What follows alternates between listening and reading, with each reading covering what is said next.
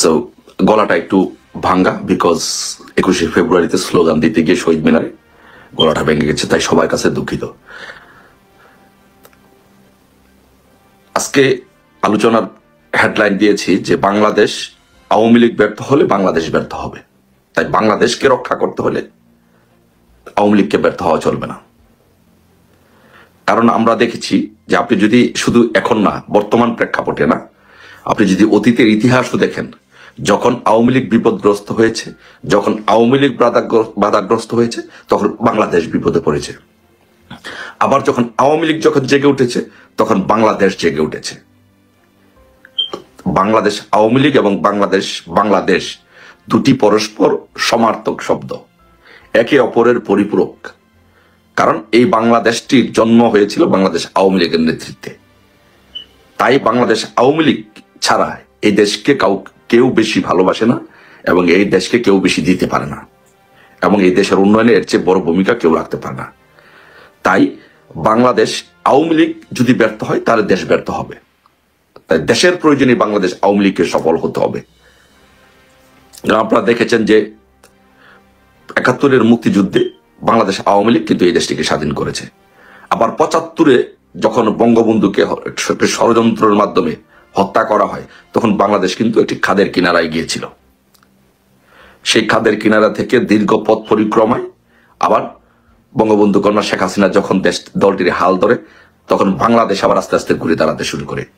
তারই ধারাবাহিকতায় 1996 সালে আওয়ামী লীগ যখন ক্ষমতায় আসে, তখন বাংলাদেশ আবার উন্নয়নের এবং সঠিক ট্র্যাকে চলে আসে। এইভাবে ধারাবাহিকতায় বাংলাদেশ আওয়ামী লীগ যখনই বাংলাদেশের হাল ধরেছে, বাংলাদেশের মানুষের ভাগ্য উন্নয়ন হয়েছে। বাংলাদেশ আওয়ামী লীগ যখন হাল ধরেছে, বাংলাদেশ আওয়ামী লীগ যখন সফল হয়েছে, তখন বাংলাদেশ সফল হয়েছে। তাই এইবারও আওয়ামী লীগের বিরুদ্ধে যে ষড়যন্ত্র হয়েছে, আওয়ামী লীগের বিরুদ্ধে যেই স্ট্রিম রোলার ষড়যন্ত্র করে চালানো হয়েছে, তার থেকে উঠে বাংলাদেশ আওয়ামী লীগকে ঘুরে দাঁড়াতে হবে, ব্যর্থ হলে চলবে না।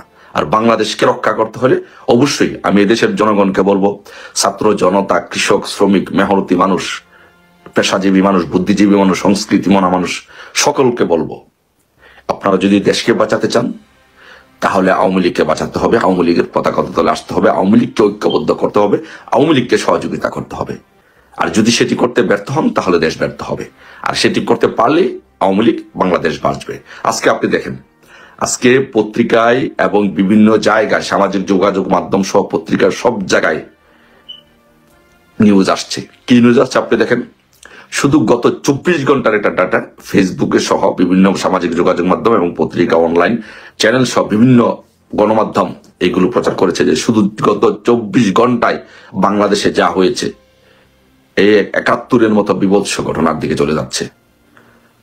বাসে 4 ঘন্টা যাবত একটি বাসে ডাকাতি হয়েছে, বাসের ভিতরে নারীদেরকে ধর্ষণ করা হয়েছে। আজকে শিশুরা ধর্ষিত হচ্ছে, বিভিন্ন জায়গায় নারীরা ধর্ষিত হচ্ছে, নারীরা লাঞ্ছিত হচ্ছে। সংস্কৃতি কর্মীরা বিভিন্ন জায়গায় যারা যাচ্ছে শোরুম উদ্বোধন করতে, তাদেরকে বাধা দেওয়া হচ্ছে, তাদেরকে দেওয়া হচ্ছে না। আজকে শহীদ মিনারে ফুল দিতে দেওয়া হচ্ছে না, শহীদ মিনার ভেঙ্গে দেওয়া হচ্ছে, গুড়িয়ে দেওয়া হচ্ছে। বাউল আব্দুর রশিদ সরকারের, যিনি একজন প্রখ্যাত সাধক এবং বাউল, তার উরুসের মধ্যে হামলা করে তার যেই ভক্তবৃন্দ আছে তাদেরকে আহত করা হয়েছে, তাদেরকে রক্তাক্ত করা হয়েছে। আজকে বাংলাদেশের 24 ঘন্টায় অনেক জায়গায় ডাকাতি হয়েছে, ছিনতাই হয়েছে, চাপাতি দিয়ে কোবানো হয়েছে, নারীরা ধর্ষিত হচ্ছে। এই কি বাংলাদেশ? বাংলাদেশ কেমন ছিল শুধু একবার একটু চিন্তা করে দেখেন। গত শেখ হাসিনার 15টি বছরের শাসন আমলে, 16টি বছর শাসন আমলে বাংলাদেশ কেমন ছিল? বাংলাদেশ কোথায় ছিল? বাংলাদেশ মনে হচ্ছে আস্তে আস্তে মধ্যপ্রাচ্যের মতো, ইউরোপের মতো, সিঙ্গাপুরের মতো একটি দেশ হয়ে যাচ্ছিল। আজকে সেই বাংলাদেশ আজকে কোথায় গিয়েছে? আজকে সেই বাংলাদেশটা আজকে খাদের কিনারায় চলে গিয়েছে। আজকে তালেবান আফগানিস্তানের চেয়ে তো ভয়াবহ পরিণতির দিকে যাচ্ছে এই বাংলাদেশ। তাই আমি বলবো, বাংলাদেশ আওয়ামী লীগকে বলবো, বাংলাদেশ আওয়ামী লীগকে অবশ্যই জেগে উঠতে হবে। বাংলাদেশ আওয়ামী লীগকে ব্যর্থ হলে চলবে না। বাংলাদেশ আওয়ামী লীগকে অবশ্যই বাংলাদেশকে রক্ষা করতে হবে, নেতৃত্ব দিতে হবে। তাই শুধু বাংলাদেশ আওয়ামী লীগের নেতা কর্মী না, বা সহযোগী অঙ্গ সংগঠনের নেতাকর্মী না, আমি বলবো বাংলাদেশের প্রত্যেকটি আপামার জনসাধারণকে, প্রত্যেকটি জনগণকে আজকে এগিয়ে আসতে হবে এই বাংলাদেশকে রক্ষা করার জন্য। আর সেই জন্য বাংলাদেশ আওয়ামী লীগকে অবশ্যই এর নেতৃত্ব দিতে হবে এই বাংলাদেশ রক্ষা করার জন্য, নয়তো এই বাংলাদেশ থাকবে না। আজকে কোথায় হচ্ছে দেখছেন যে প্রতিটি বিশ্ববিদ্যালয় ক্যাম্পাসে আজকে মৌলবাদীরা আজকে মাথা চারা দিয়ে উঠছে। 21শে ফেব্রুয়ারিতে স্টলে হামলা হচ্ছে, মাজারগুলোতে হামলা হচ্ছে, সারা বাংলাদেশে কোনো সংস্কৃতি চর্চা হচ্ছে না। সিনেমাগুলো বাংলাদেশের সকল সিনেমা হলগুলো নাকি বন্ধ করে দেওয়া হবে, ধ্বংস করে দেওয়া হবে, বাংলাদেশের সকল ভাস্কর্য ভেঙে দেওয়া হবে, বাংলাদেশে কোনো মাজার থাকবে না, বাংলাদেশে কোনো অলিয়া উলিয়ার স্মৃতি থাকবে না, স্থাপনা থাকবে না, বাংলাদেশে কেউ বাউল গান করতে পারবে না, বাংলাদেশে কেউ কোনো সংস্কৃতি চর্চা করতে পারবে না। কোথায় যাচ্ছে এই বাংলাদেশ? নারীদেরকে যেইভাবে আজকে ধর্ষণ করা হচ্ছে, বাংলাদেশকে আমি কি বলবো, এই বাংলাদেশ নিয়ে এমন বাংলাদেশ তো আমরা চাইনি। তাই আমি সবাইকে বলবো, প্লিজ আসুন সকলে ঐক্যবদ্ধভাবে আওয়ামী লীগের নেতৃত্বে এই বাংলাদেশকে রক্ষা করি। আর আওয়ামী লীগের নেতা কর্মীদেরকে সবাইকে বলবো, মনোবল ভাঙলে চলবে না, মনোবল হারালে চলবে না। আমাদের উচিত আমাদেরকে সকলের মনোবল নিয়ে, সাহস নিয়ে এই অপশক্তির বিরুদ্ধে লড়াই করে আমাদের বাংলাদেশকে রক্ষা করা, আমাদের বাংলাদেশকে আবারও সেই উন্নয়নের ট্র্যাকে নিয়ে আসা, সেটা আমাদের দায়িত্ব, সকলের দায়িত্ব। আর আমরা যদি সেই মনোবল হারিয়ে ফেলি, বাংলাদেশ আওয়ামী লীগ যদি ব্যর্থ হয়, তাহলে বাংলাদেশ ব্যর্থ হবে। আসুন ইনশাল্লাহ সকলে মিলে আবারও একটি যুদ্ধ করে এই মৌলবাদীদের পরাজিত করে বাংলাদেশ থেকে এই সৎখুর মহাজন ইউনূসকে, ফ্যাসিস্টকে পরাজিত করে বাংলাদেশে আবারও গণতন্ত্রের দ্বারা ফিরিয়ে আনি। একটা জিনিস খেয়াল করবেন, এই নিয়ে ডোনাল্ড ট্রাম্প টানা তৃতীয়বারের মতো বাংলাদেশকে দেওয়ায় $29 মিলিয়ন তহবিলটি নিয়ে কথা বললেন। গত সপ্তাহে যে 15টি দেশের বা 15টি প্রকল্পের এই বরাদ্দ বাতিল করা হয়েছে, তার মধ্যে কিন্তু $29 মিলিয়ন চাইতে অনেক বেশি বরাদ্দের দেশও আছে, প্রকল্পও আছে। সেগুলো নিয়ে কিন্তু ডোনাল্ড ট্রাম্প খুব একটা যে উচ্চবাচ্য করছেন তেমন না, বা সেটি নিয়ে যে তিনি প্রতিদিন কথা বলছেন তা না। কিন্তু বাংলাদেশের $29 মিলিয়ন নিয়ে তিনি তৃতীয়বারের মতো কথা বললেন। দ্বিতীয়বারে তিনি তার ক্ষোভ প্রকাশ করেছিলেন, সেটিকে বলেছিলেন যে তিনি যে গভর্নরদের বৈঠকে, মার্কিন গভর্নর অ্যাসোসিয়েশনের বৈঠকে তিনি বলছিলেন যে সেটি একটি বড় ধরনের স্ক্যাম। এবং সেদিন তিনি বলেছিলেন যে কেউ চেনে না, কেউ জানে না, দুজন মাত্র লোক কাজ করে এমন একটি সংস্থাকে, এমন একটি প্রতিষ্ঠানকে সেই $29 মিলিয়ন দিয়ে দেওয়া হয়েছে। এবং তিনি সন্দেহ প্রকাশ করেছিলেন যে সেটি কিকব্যাক স্কিম কিনা। আজ তিনি স্পষ্ট করে বললেন যে বিশেষ একটি গোষ্ঠীকে ভোটে জিতিয়ে আনতে এই অর্থটি দেওয়া হয়েছিল।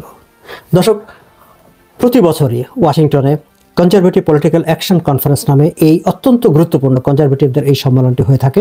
এটির আয়োজন করে আমেরিকান কনজারভেটিভ ইউনিয়ন, কিন্তু এতে সারা বিশ্বের conservative politician, conservative intellectual, think tank, বুদ্ধিজীবী, সাংবাদিক, যারা কনজারভেটিভ মতাদর্শে বিশ্বাস করে, তারা সবাই এই সম্মেলনে যোগ দেয় এবং টানা এই 2-3 দিনের সম্মেলনটি চলতে থাকে। আজ 22শে ফেব্রুয়ারি সমাপনী দিনে ডোনাল্ড ট্রাম্প অতিথি হিসাবে সেখানে বক্তৃতা করেছেন এবং তিনি দীর্ঘ সময় ধরে বক্তৃতা করেছেন। অত্যন্ত গুরুত্বপূর্ণ একটি সম্মেলনের এই বৈঠকেও তিনি বাংলাদেশ প্রসঙ্গ তুলে এনেছেন এবং বাংলাদেশের $29 মিলিয়ন যেই সহায়তা দেওয়া হয়েছে সেটি নিয়ে তিনি কথা বলেছেন। দর্শক, আসুন আমরা একটু দেখি যে তিনি আসলে কি বলেছেন। আমি যদি তার বক্তৃতা থেকে ট্রান্সক্রিপ্ট করে হুবহু আপনাদেরকে পড়ে শোনাই। তিনি বলছেন, 29 million goes to strengthen the political landscape and help them out so that they can vote for a radical left communist in Bangladesh. দর্শক খেয়াল করবেন, তিনি বলছেন যাতে তারা র্যাডিক্যাল উগ্রপন্থী লেফট কমিউনিস্টদেরকে বাংলাদেশে ভোটে জিতিয়ে আনতে পারে, ক্ষমতায় আসীন করতে পারে, তাতে সহায়তা করার জন্য এই অর্থটি দেওয়া হয়েছে।